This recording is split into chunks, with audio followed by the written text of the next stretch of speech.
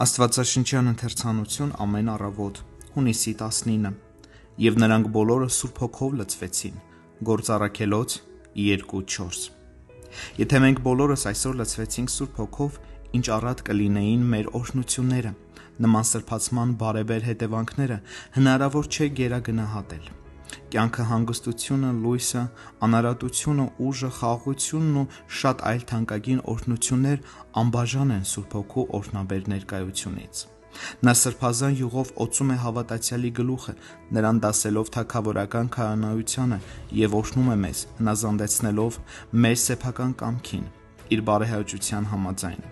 Յուրահատուկ, իրոք սրբող ջրով նա մաքրում է մեր վրայից մեղքի իշխանությունը և օծում սուրբ ծառայության համար,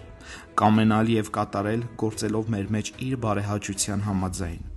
Լույսի նման նա լուսավորել է մեր անհույս վիճակը, իսկ այժմ մեզ տալիս է Հիսուս Քրիստոսին և առաջնորդում է մեզ արդարության ճանապարհով։ Նրա մաքուր երկնային լույսով լուսավորված լինելով մենք արդեն ապրում ենք ոչ թե խավարում, այլ մեր Տիրոջ լույսի մեջ։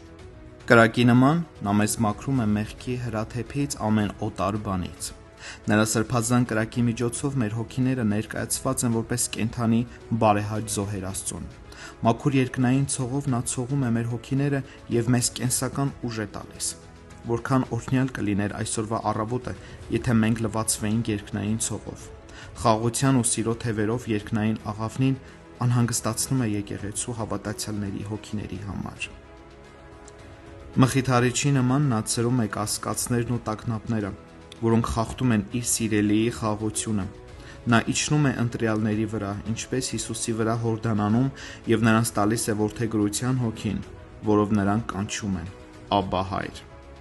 Նա մարդկանց տալիս է կյանքի շունչը, նա որտեղ ուզում է փչում է,